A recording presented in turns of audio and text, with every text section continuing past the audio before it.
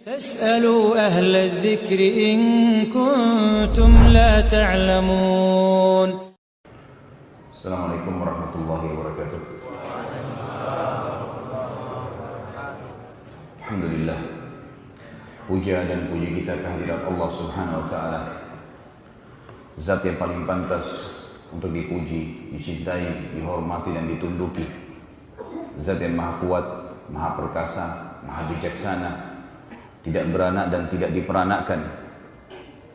Zat yang telah menggantungkan segala kebutuhan kita dengan kalimat mulia, Alhamdulillah. Maka sangat wajar kalau kita selalu mengucapkan kalimat yang mulia ini. Juga kita panjatkan salam hormat kita kepada pemimpin seluruh anak Adam pada hari kiamat, manusia yang telah membawa kepada kita perintah dan larangan Sang Pencipta, sehingga kita tahu mana halal, mana haram, mana yang merupakan panduan hidup yang akhirnya membawa kita kepada kebahagiaan di dunia dan juga kehidupan abadi di surga pada hari kiamat nanti. Manusia yang telah diberikan salam hormat langsung oleh Sang Pencipta bersama malaikatnya, maka sangat wajar sebagai pengikut yang setia kalau kita selalu mengatakan dan mengucapkan salawat dan taslim kepada Nabi besar Muhammad sallallahu wa ala alihi wa sahbihi wasallam. Subhanallah, kalimatnya dia bilang, yang bisa saya referensikan ini, punyanya Bahasa Lama nih, buku tulis. Padahal itu waktu itu ada bukunya si Abdurrahman. Gitu kan. Direferensikan untuk difotokopi, fotokopi untuk dibaca gitu.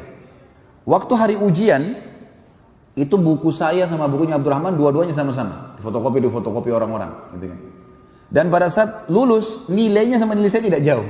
Sama-sama, betul dia masih lebih tinggi dari saya, Masya Allah, tapi sama-sama dapat 1.000 real. Sama-sama lulus dengan mumtaz gitu kan. Oh ternyata caranya cuma dekatin orang prestasi. Kita dekatin pengangguran jadi pengangguran. Saya di Jakarta berteman sama, saya kalau ketemu orang ini prestasi nggak dia? Gitu. Saya ngobrol sama dia, ada manfaatnya nggak? Mungkin urusan pendidikan anak kah, usaha kah, masalah keimanan kah? Kalau duduk ngobrol kosong untuk apa? Apa manfaatnya? Harus seorang mukmin punya nilai, detik hidupnya mahal gitu. Jadi antum harus bentuk komunitas. Kalau satu orang jalan dengan baju koko, sendiri dengan kopiah, dia masih malu. Tapi kalau dia jalan dengan 5 orang sama-sama semua penampilannya. Seorang akhwat jalan pakai jilbab besar atau pakai cadar sendirian, masih malu. Tapi kalau 5-10 orang yang jalan, beda kan? Maka komunitas itu penting sekali.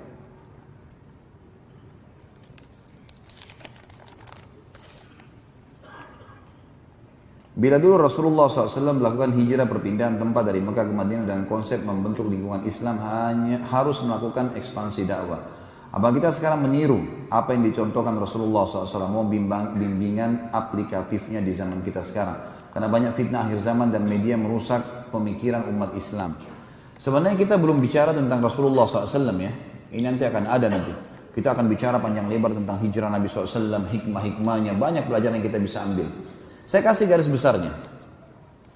Tentu saja hijrah itu bisa makna umumnya, makna yang memang difokuskan adalah pindah dari wilayah kafir ke wilayah Islam. Itu hijrah.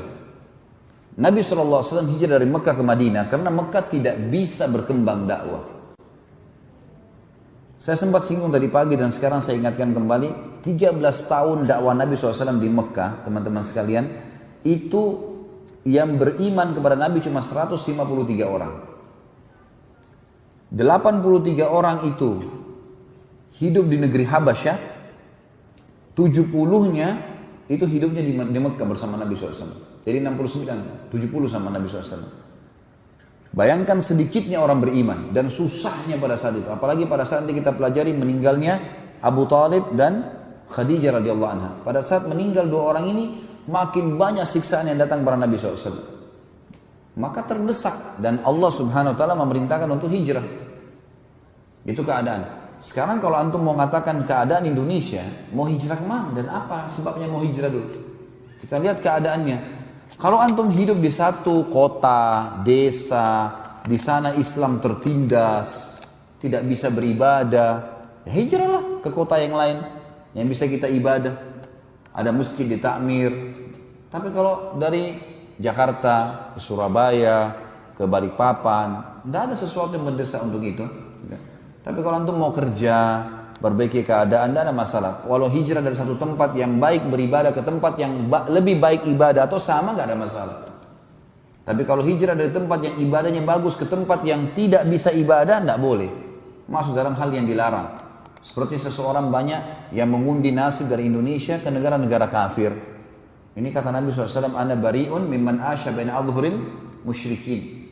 Saya berlepas diri dari orang-orang yang sengaja hidup di tengah-tengah komunitas orang-orang musyrik. Itu tidak dibolehkan.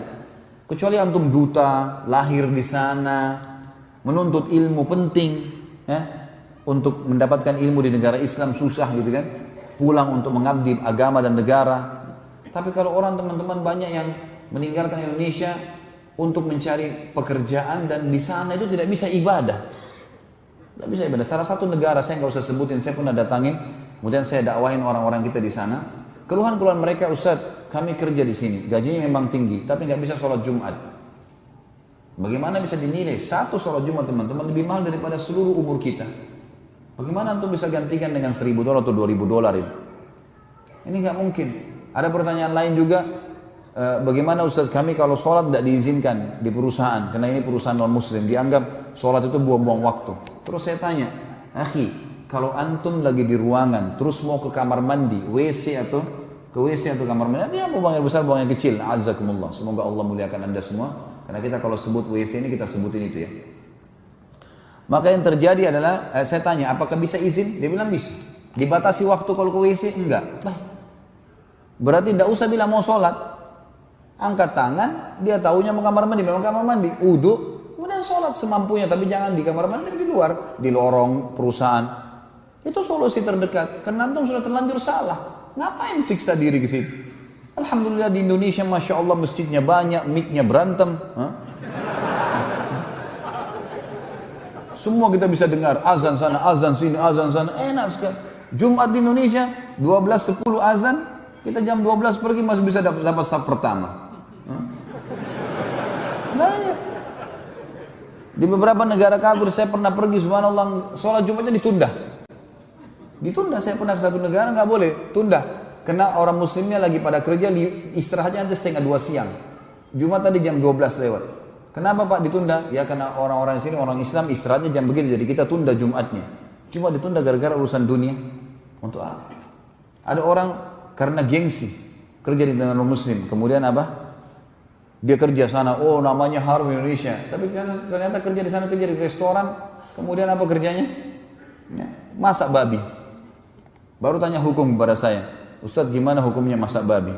Saya tanya kembali, kira-kira anda mau saya jawab apa? Coba gimana mau dijawab?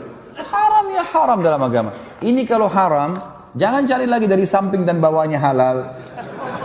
Haram berarti haram, nggak bisa. Nggak ada, orang nggak mungkin seorang dai yang tahu beriman pada Allah lalu menjual akhiratnya, nggak mungkin. Haram, jangan dilakukan. Babi itu haram transaksinya, makan dagingnya, sentuh kulitnya pun haram. Gimana caranya orang menjual agamanya untuk itu? Kenapa nggak jual tempe, nasi uduk di Indonesia bisa laku?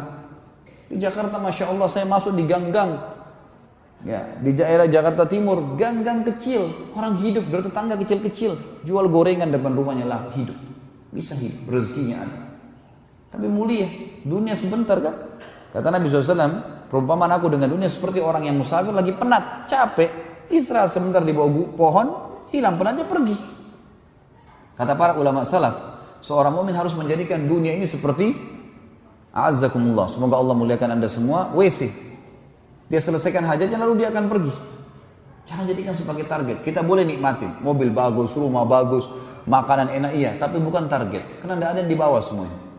Baju bermerek, tas bermerek, mobil mewah, nggak ada yang dibawa ke liang lahat. Semua ditinggal, gitu kan? Yang kita bawa amal kita. Orang mukmin tahu masalah itu dan ini merupakan ketenangan jiwa. Kalau kita tanamkan dalam hati kita, ini ketenangan jiwa. Jadi tidak ada, lihat hijrahnya apa dulu nih, gitu kan? Sesuaikan dengan keadaan dan hukum syar'i yang semestinya. Setelah mendengar penjelasan Ustaz, kami menjadi faham mana yang benar dan salah. Semoga saja Allah mengikhlaskan dan itu memang benar sesuai dengan yang Allah inginkan. Pertanyaan, Pada peristiwa penyembelihan dijelaskan bahwa umur beliau Ismail AS 40 tahun. Berdasarkan firman Allah, Allah memerintahkan Ibrahim menyembelih anaknya. Perbedaan antara umur Ismail AS dengan Ishak AS 10 tahun. Jika demikian maka anak Nabi Ibrahim AS 2 orang. Maka mengapa yang disembelih Ismail AS? Kenapa bukan Ishak AS? Perintah Allah.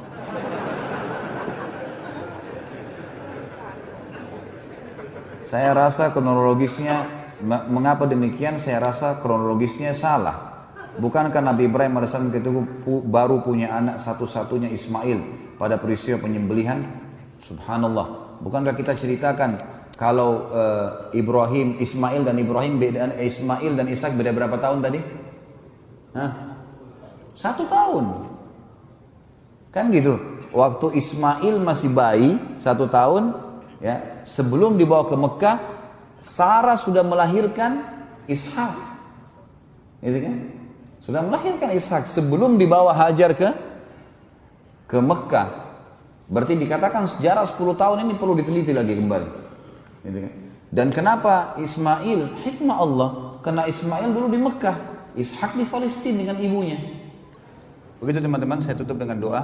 Semoga Allah Subhanahu wa taala memudahkan segala urusan kita di dunia dan di akhirat, dan semoga seluruh amal yang pernah kita kerjakan diterima olehnya.